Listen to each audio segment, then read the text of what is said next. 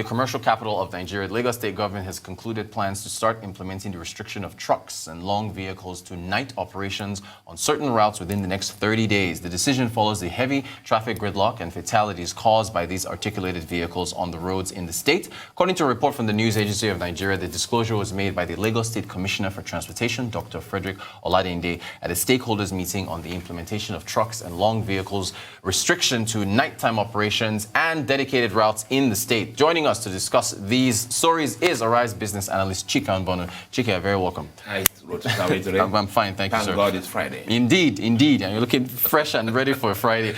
This court decision, this appeals court decision, depending on whether they rule for or against Shell, how do you think that will turn out? Look at the big picture. The first thing is that we all know the impact of pollution to the Niger Delta, especially the environments where the Shell, prospects for oil. We know the impact, how it's hurt the fishing life, the farming life, and even the health of the citizens. Now that's a fact. It happens. That's real. Now Shell says that, and then so the communities hold Shell accountable. But Shell is saying it's not us. That is due to people, individuals who go and break the pipes that had nothing to do with us. And this is basically the substance of the case. Shell lost in the lower court, where they ruled that the claims can be made on the SPDC, the local subsidiary, but not the parent company. But both claimants and defendants appealed, and that's the appeal that we have today. We also know, I'm not taking sides in the case, but yes, that the fact that a lot of the oil companies that do operate in Nigeria, especially in the third world, it do not, operate in the same standards that they operate. Normally, if they operate in the U.S., the oil zones in the U.S. or the Western world, they let a lot of things go. And the accountability, the awareness is created now. And this has happened in the past.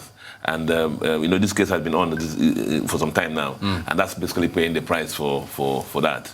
I do believe that there's I'm not a lawyer, but there's a vicarious liability on Shell arising from this operation, whether it's individuals that brought the pipes or due to its direct operation. And I'm hoping that the appeal court will decide in the favor of the citizens. All right, thank you for that, Chika. To the corruption index, Nigeria's dropped in its position.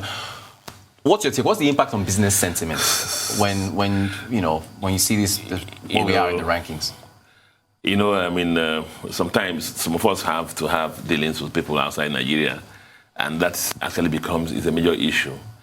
And from anything for the boys, or people are here, or at attention, do weekend for us. A lot of people, scale it up to actual extortion, and at various levels in the economy, and you experience that. And government have tried to, especially with the new, enabling business environment, doing business committee, to try to bring all the parastatals that actually wanted to get approval into one desk, but it still becomes a problem. So it hurts business. It's a major limiting factor. Any investor that abroad that is coming to Nigeria, that's one of the first things that they worry about. How do they handle the local corruption and approvals? And because at each table, people put bottlenecks to make life difficult for you, so that you have no choice but to, do some things for them. Yeah. Okay, so the Civil Society Legislation Advocacy Center for Democracy and Development budgets, they listed some areas of weakness, which included nepotism, lack of adequate laws to tackle corruption, prevalence of bribery and extortion by police, and then corruption in the security sector. Does that encompass everything? Yeah. The only one I have problem with is the lack of laws. Okay. We have the laws. Just implementing them. They're implementing them. Right. You would have heard Professor Shoyinka made some comments about 2 or 3 days ago that it looks like the war on corruption has moved from gear 5 to about gear 3. And so it's not for the want of a lot of this is diligent litigations, diligent investigations of these crimes, because we have a lot of laws then in the books to chase them. and is really a problem for our country. You and me know that. Anywhere you go.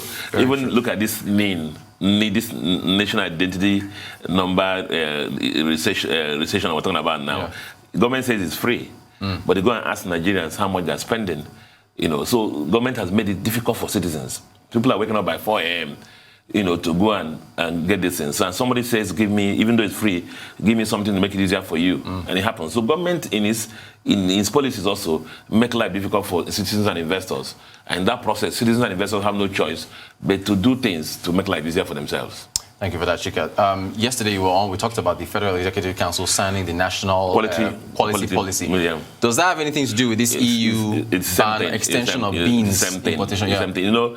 Beans, it happens that beans is one of the products that we can actually export substantially and in foreign exchange. In line with our diversification efforts from oil as a main source of revenue. And again, this is one of the things that bothers me about our country, that on one hand, the Minister for Finance will come up there and talk about the fact that we want to diversify for oil. And then things like this thing that I talked about now has been on for a long time now. They gave us some time to get it right. And then we didn't do anything. Basically what it is that in the farming structure of Nigeria, a lot of the farmers use high level of pesticides and herbicides. In fertilizing, in killing insects and stuff like that. And there's nobody that monitors how much quantity you should put. And so that's one level. The other level also is, so the harvest comes out, they need to preserve it, especially for beans. People use what they call, this thing they call sniper? People even use sniper to preserve beans. And so in our country here, anything goes. So people will just eat some of these things and die and blame it on our ancestors. But a lot of these things are chemicals that people have ingested that will kill them.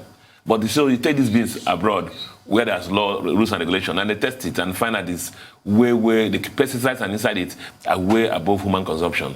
And that's basically what's happening.